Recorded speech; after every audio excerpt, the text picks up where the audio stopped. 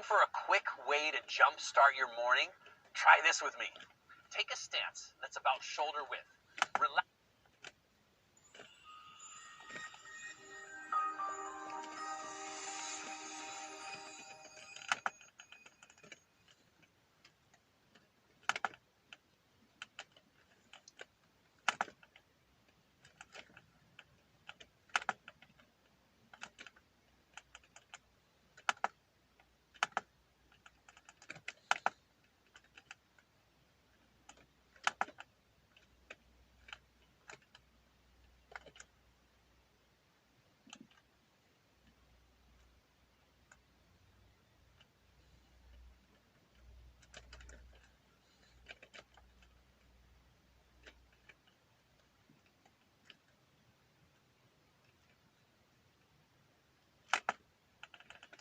Ascension News, the Great Twin Flame Delusion.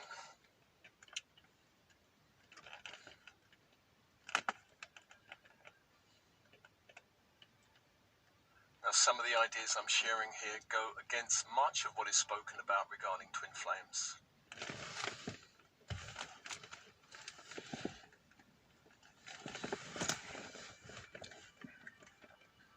I want to say up front that I do believe and experience the concept of soul family as true. That individuals may feel a certain strong connection to others that go beyond this one lifetime. I also believe and experience as true that some individuals may have a pre-incarnational agreement to meet and perhaps to relate and work together with another in some form. This agreement can perhaps relate to birthing star children or to some other form of service.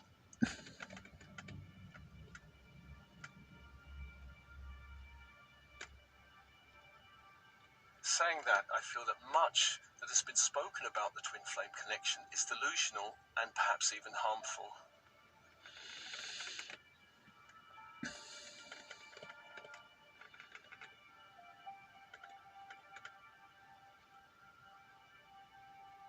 Before we dive too deeply into this subject, let's look at the general idea of twin flames. The general idea is that twin flames are the two halves of a soul found in two separate individuals. And this is why there is such an intense connection that can feel unearthly when these two halves meet. A characteristic of such a connection is that it's challenging and healing. Due to the mirroring nature of the twin flame connection, there can be a deep and intense chemistry and love. This mirroring can also reflect each other's deepest insecurities, fears, and shadows.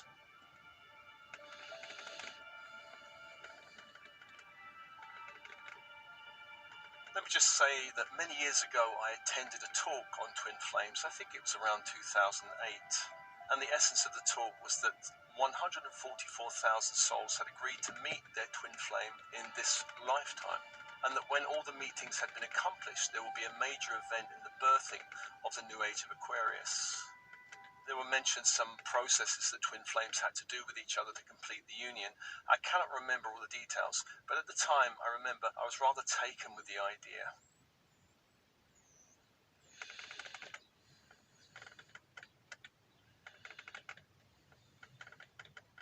And I had a look around while writing this piece, and I found on the Goop website something on twin flames which goes, if finding a soulmate is like finding the one, then discovering your twin flame is the discovery of oneness. A twin flame is the other half of your soul, so there is only one. You share the same consciousness. Your twin flame is frequently a romantic partner, though that is not necessarily the focus of the relationship. Twin flames are true power couples. Their lives may be public, they may make change through their celebrity or by creating wide-reaching service organizations, or they may quietly go about doing the essential work required for collective wellness, like being foster parents or taking an active role in a religious or civic organization. However they commit to work, twin flames are aligned in their mission and committed to something larger than themselves. That's from the Goop website. Goop as in G-O-O-P.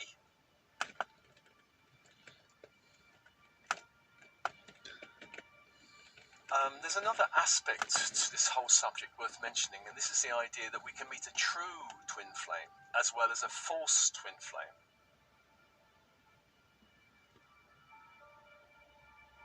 The idea goes that a false twin flame is someone who can manufacture this deep mirroring and deep connection, and they may do this by pretending to share your values and interests.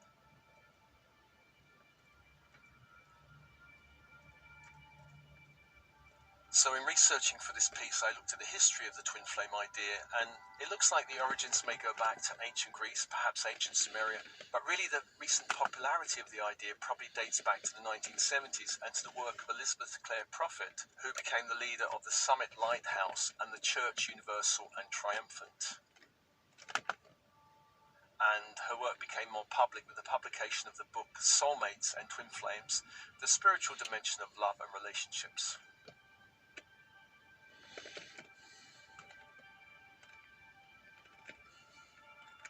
On a personal note, I feel I went through the journey myself. I met someone as a client in 2009, an American woman living in Ireland.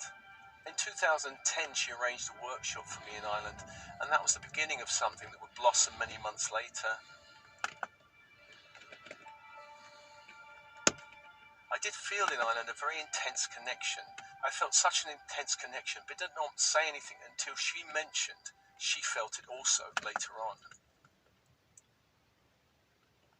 The intensity of this connection and the chemistry was strong for both of us, and there were many signs that this was quite an unusual connection.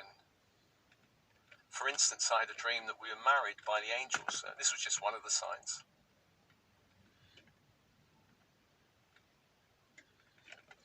It was strange because at the time there was this intense pull, but there was also a lurking sense of danger about the connection.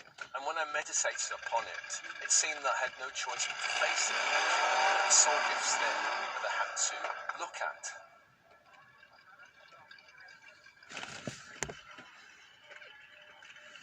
The honeymoon phase lasted a few months, and I felt something deep inside my soul stir.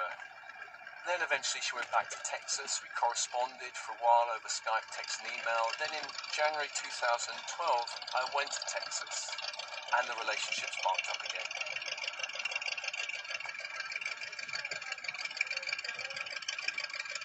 We visited a coffee shop together while I was there, and as we were waiting for the drinks, I picked up what looked like a children's book on the table I was sitting at.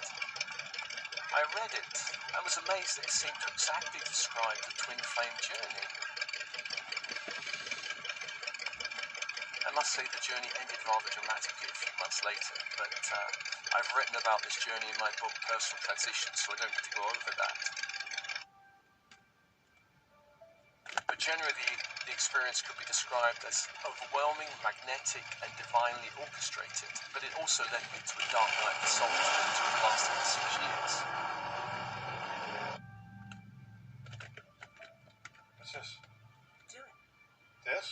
In 2016, I came out of the dark night and received a strong message from Spirit to begin this work of assisting starseeds in their awakening and ascension. Is that what these are for? Yeah. Okay. Since that time, I've worked with hundreds of individuals as clients, and some felt they were on the twin flame journey.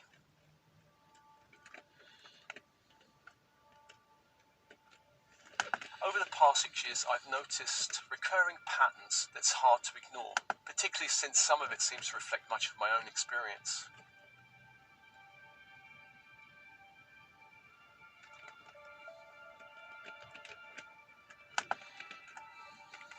Much of the twin flame delusion revolves around the romantic side of the connection. The general pattern, though I must emphasize this is just a general pattern, not a universal truth, is that woman meets man. There's an intense chemistry and soul connection, a honeymoon period, and then often the man disappears, perhaps even entering into a relationship with another, and this leaves the other half of the twin flame left pining. Sometimes it works out the other way, but mostly it plays out this way. Woman meets man, man disappears.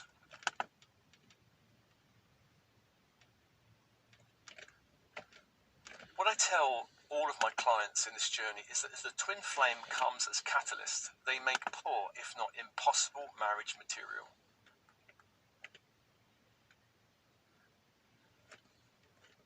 It must be remembered that the prime directive of the soul is growth, and the twin flame connection is not about fulfilling any happy ever after fantasy.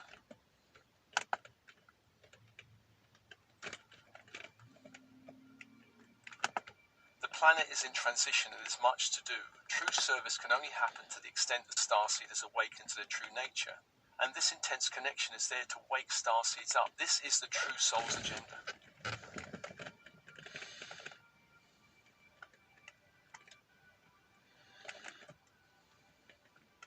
I've spoken with clients who resist this idea when the desired other has left and married.